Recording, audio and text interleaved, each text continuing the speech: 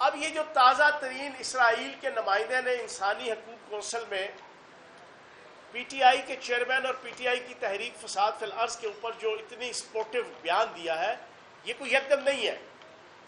میں پاکستانی قوم کو یاد دلانا چاہوں گا کہ 2018 25 جولائی کے بعد جب ہماری حکومت بنی تو پہلے 2 مہینوں کے اندر قومی اسمبلی کے فلور پہ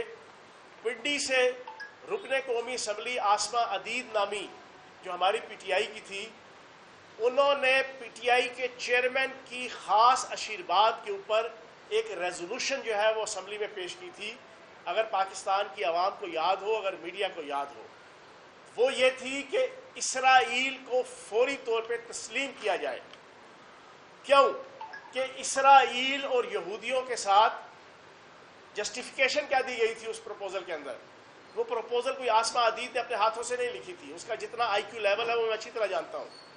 یہ پری پلانڈ پی ٹی آئی کی لیڈرشپ اور جناب پی ٹی آئی کے چیئرمین کی طرف سے پوری ایک ریزولوشن بنا کے پیش کی گئی تھی، اور اس میں جسٹیفیکیشن کیا تھی؟ جسٹیفیکیشن یہ تھی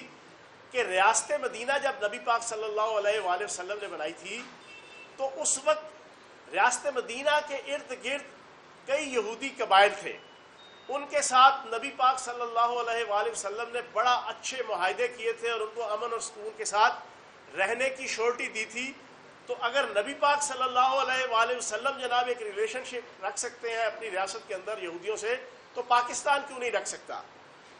اب یہ جسٹیفیکیشن پیش کی گئی، لیکن جب ریپرکشنز آئے، آفٹر فیکٹس آئے لوگوں کا اور عوام کا اور میڈیا کا اور علماء کرام کا، مذہبی گروہوں کا اور عام پبلک کا غم اور غصہ آیا، تو فوری طور پہ چیئرمین پی ٹی آئی اور پی ٹی آئی نے جناب پینترا بدلا، انہوں نے کہا جی ہمارا تو اسے لینا دینا ہی نہیں۔ میں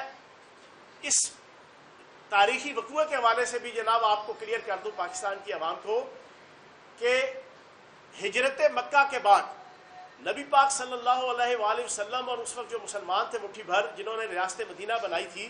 ان کا سب سے بڑا چیلنج قریش مکہ اور کفار مکہ تھے۔ ان کا رستہ روکنے کے لیے، ان کے حملے روکنے کے لیے، ان کی شرنگیزیاں روکنے کے لیے مجبوری کے تحت اور ایک عالی شان قسم کی سیاسی پولیٹیکل ٹیکٹکس کے طور پہ نبی پاک صلی اللہ علیہ وآلہ وسلم نے بنو مستلق، بنو کینیکا، بنو نزیر، بنو اوس، بنو خزرج اور بنو مستلق، یہ 7-8 یہودی قبائل تھے مدینے کے اندر، جن کے حوالے سے قرآن پاک کے اندر بھی آیا کہ یہ یہودی کبھی مسلمانوں کے جانا غمخوار نہیں ہو سکتے، مسلمانوں کے دوست نہیں ہو سکتے۔ لیکن اس وقت دو طرفہ دشمنی رکھنا، ایک اپنی اس سائڈ پہ اور ایک دوسری سائڈ پہ، یہ پولیٹیکلی ایک جناب ایک نقصان دہ تھا۔ تو نبی پاک صلی اللہ علیہ وآلہ وسلم ایک عالی شان سیاستدان بھی تھے، ایک کمانڈر بھی تھے۔ انہوں نے ایک اچھے کمانڈر کا ہونے کا اور ایک سیاستدان ہونے کا ثبوت دیتے ہوئے، باوجود یہ جانتے ہوئے کہ یہ شرنگیز لوگ ہیں، عیار، مکار، دغاباز لوگ ہیں، یہ گروہ یہ نقصان پہنچائیں گے، لیکن آپ نے ان کو معاہدہ کر کے پابند کر دیا کہ قریش کے ساتھ جو جنگ ہوگی، کفار کے ساتھ جو جنگ ہوگی، اس میں جناب یہ مسلمانوں کے ساتھ کھڑے ہوں گے، اور ان کے اوپر اگر کوئی برا وقت آئے گا تو ہم ان کے ساتھ کھڑے ہوں گے۔ وہ ایک پولیٹیکل ارینجمنٹ تھی، لیکن اس کے باوجود ان 7-8 قبائل نے غزوہ احد، غزوہ بدر، غزوہ خندق میں جو ریشہ دوانیاں کی، سازشیں کی، عیاریاں مکاریاں کی، اس کی سزا بھی اس پورے پروسیس پہ 5-6 سالوں میں چھوٹی چھوٹی غزوات اور جنگوں کے ذریعے سے ان یہودی قبائل کے ساتھ لڑائی لڑ کے ان کو دبایا گیا اور ان کو ختم کیا گیا۔ اور پھر فتح مکہ کے بعد کھل کھلا کے ان سارے یہودی قبیلوں کے خلاف غزوات ہوئی تھی، اور نبی پاک صلی اللہ علیہ وآلہ وسلم نے اپنی سپرویژن میں ان یہودی قبائل سے جنگ کر کے ان کو نیست و نابود کیا تھا، کیونکہ انہوں نے ہر موقع پہ مسلمانوں سے دغا کیا، غزوہ احد میں بھی، غزوہ بدر میں بھی، غزوہ خندق میں بھی۔ اب یہ ریاست مدینہ کا جو پچھلے 4.5 سال سے ہم ایک چیز سنتے تھے، اس کے پیچھے بھی لاجک یہ تھی کہ چیئرمین پی ٹی آئی عالمی سطح پہ اور عالمی اسٹیبلشمنٹ کو اور اسرائیلی لابی کو یہ کنسیپٹ دیتے تھے کہ میں وہی ریاست مدینہ بناؤں گا جس میں جناب آپ کو اکاموڈیٹ کیا جائے گا۔ وہ جو بار بار ریاست مدینہ کا جناب کہلاوا اور بار بار اس کی جناب تکرار ہوتی تھی، وہ بنیادی طور پہ انٹرنیشنل اسٹیبلشمنٹ کو اور اسرائیلی لابی کو یہ میسج دینا تھا کہ جب میں برسر اقتدار ہوں گا تو میں ایک ایسی ریاست بناؤں گا جس میں ہم آپ کے ساتھ معاہدے کریں گے، آپ کو تسلیم کریں گے، آپ کے ساتھ امن سے رہیں گے، آپ کے ساتھ تجارت کریں گے، آپ کے ساتھ بھائی چارہ کریں گے، آپ کے ساتھ دکھ سکھ میں شریک ہوں گے. یہ تصور دینا مقصود تھا. اور پاکستان کی عوام اچھی طرح جانتی ہے کہ آسما عدید کے اس ایونٹ کے بعد ہونا یہ چاہیے تھا کہ اس سے ریزائن لیا جاتا.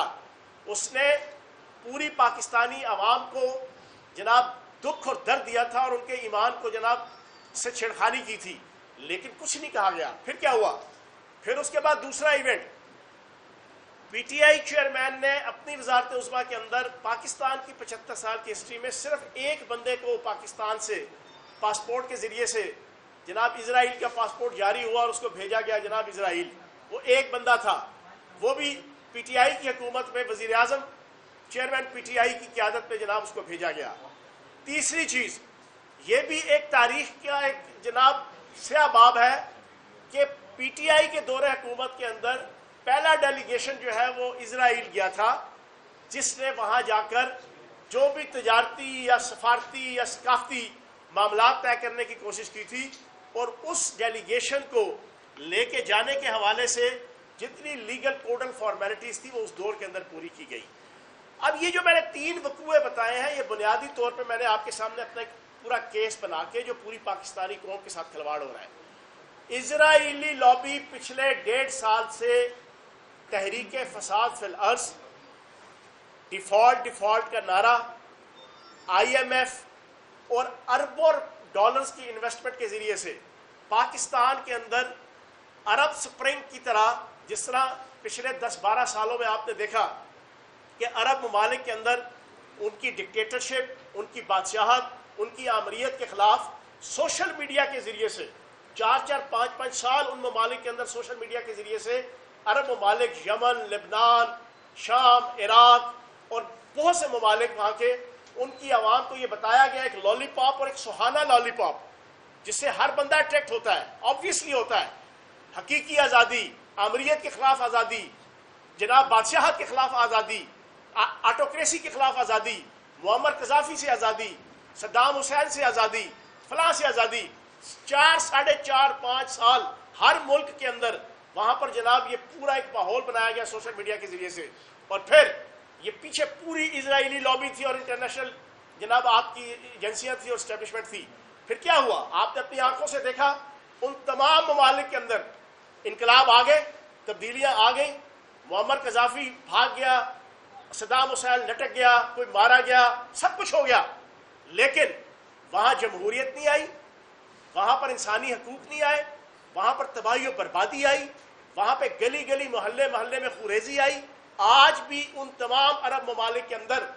گلی گلی محلے محلے میں شیعہ سنی کے نام پہ، سنی علوی کے نام پہ، صوبائیت کے نام پہ، لسانیت کے نام پہ، عصبیت کے نام پہ عالمی طاقتیں اور عالمی اسٹیبلشمنٹ اور اسرائیل، ان تمام ممالک کے اندر اسرائیلی موساد